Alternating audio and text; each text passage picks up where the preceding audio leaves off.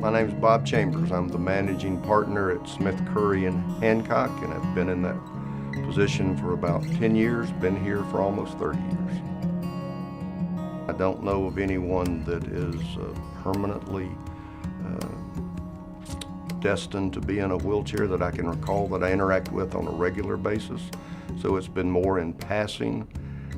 What were my thoughts? That it's better than it probably used to be 15 or 20 years ago before the ADA came along, but it's still an awfully big hassle or a challenge, it seems to me to be a lot of times. Some of the obstacles I anticipate facing today are just the normal functions of getting around, be it getting in and out of the bathroom or heading down to get lunch. I'm not sure how my desk is set up exactly to access my computer on one side and my desk on another and my phone. I'm not sure what all I will face. Certainly the mobility is the biggest issue.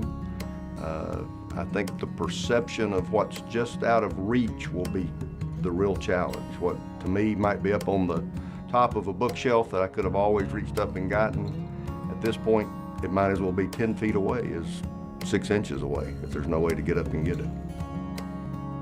Given the fact that I had an accident back 30-something years ago, I was 21, or I was 23 actually. It was in 1981. I was working in the construction industry and I had a job-related accident and fell, broke several bones in my back and along my right side, but they were all lower vertebra breaks in the lumbar region of my back, and so everything stayed aligned, and after a few months of recovery, I have all of my facilities in terms of walking and able to do things physically that I ever did. There's a lot of days I've thought how lucky I was to not end up in a wheelchair. And I hate to say lucky, but that's the word that comes to mind. So to some degree, this will be a feeling of what if it had gone another way? The hardest part that I think maybe today physically will again just be those things that are slightly out of reach. And to be honest with you, reminding myself, okay, stay in the chair, don't get up and get it, which I'm going to try my best to do. Emotionally, I thought about as I was taking a shower this morning that, so I'm going to spend 8 hours in a wheelchair, but I sort of planned my day before it started, and then I will get out of this wheelchair. And so I'm really not experiencing even a whole 24 hours, which would be 10 times harder than 8 hours probably. But it is this go a mile in my chair instead of walk a mile in my shoes that I hope I simply just realize that perhaps how stupid the comment I made about that with the Americans with Disabilities Act, that I think it's better, and it may still be such a challenge to actually be in a wheelchair, it's unimaginable. So I don't know what my emotions will be at the end of the day other than that.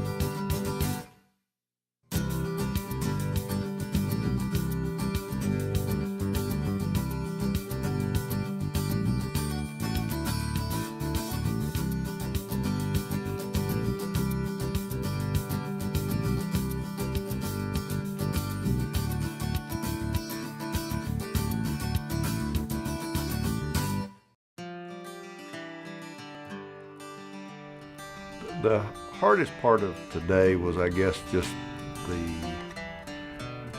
when I was in one location, it wasn't that big a deal, but anytime you had to go somewhere, and even though our offices are set up for ADA, the hallways were wide enough and all, but it's the little things about just how do you get the door open before you can go into the next room, or how do you get the bathroom door open, and that kind of stuff. So that was, I guess, the hardest part. And there were some other things in terms of my desk. Actually, my knees would not fit under my desk. But I could work around that for a few hours. But the mobility would be by far the hardest part, I think. Several people that I talked to during the day, as I was explaining to them what I was doing, and they said, "How long are you going to be in for it?" I said, "About 8 hours, which is only a third of a 24-hour clock." And I says, and I get to get out of this chair at the end of the day. So yeah, I would say that it was something that I was already anticipating being able to do, and glad I was going to be able to do at the end of the day. You know, second only to blindness, people take their mobility for granted. Of all the things you do, I think being blind would be terrible, but truly being handicapped with your own mobility, because as much as for 8 hours I could get around. I didn't go up any major ramps. I never went outside. I stayed inside of a food court environment. But to be not able to get up and walk would be a huge thing to have to adjust to mentally for the rest of your life. A couple that I would take for granted, and one was, again, as I left the house this morning, before I got here and got in the chair, I gave Jenny a hug. And I thought, how would you get a hug from people? I mean, I'm sure you get a hug, but it would just be a different perception of how people would even embrace you.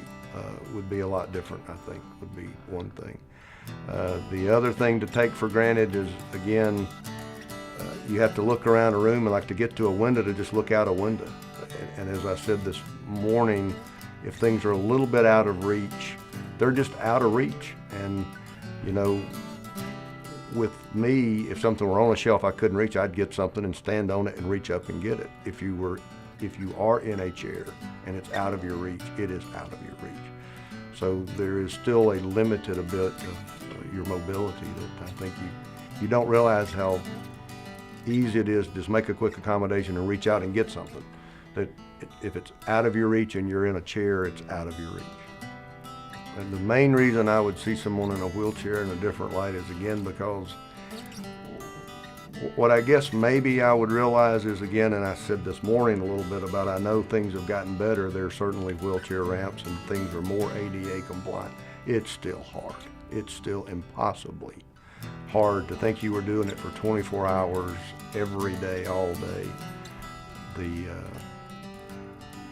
Both the physical and mental determination they have to do is amazing.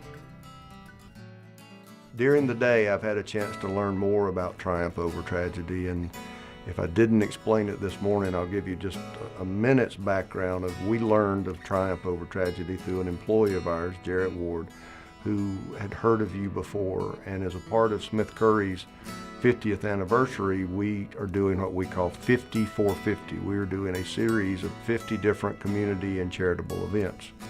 And so we learned about triumph over tragedy through Jarrett's suggestion that was one of the things that we should consider as one of the groups we work with. When I got volunteered to be the person that would agree to be in a chair, I looked at them some more, looked at your website some more, and studied it.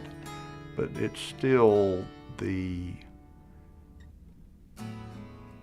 dedication of that core group of people that forms Triumph Over Tragedy is the key to probably how any person or any family has to embrace a challenge like someone becoming a paraplegic or quadriplegic. There's a saying in the DeKalb County school systems, it takes a village to raise a child. It takes a family and the medical industry and everything else to help someone with the needs of a paraplegic or quadriplegic. And that's where I see as the core of Triumph Over Tragedy. It's a combination of family, faith, and friends that are working to improve the lives of people one at a time.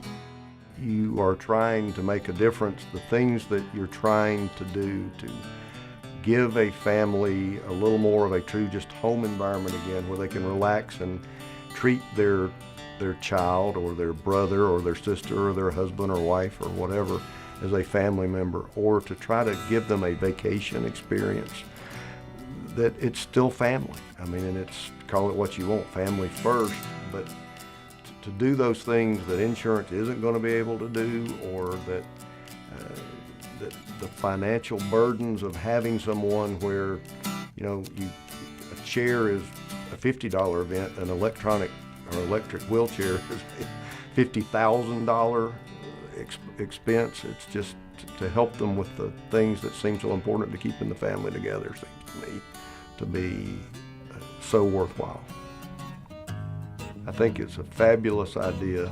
I think you should encourage more people to do it. You don't need to do this on a video for it to be a great campaign. Anyone that works with you, you should ask people that say, oh, we're ADA compliant or whatever else, to say, have you been in a chair for a day and tested that?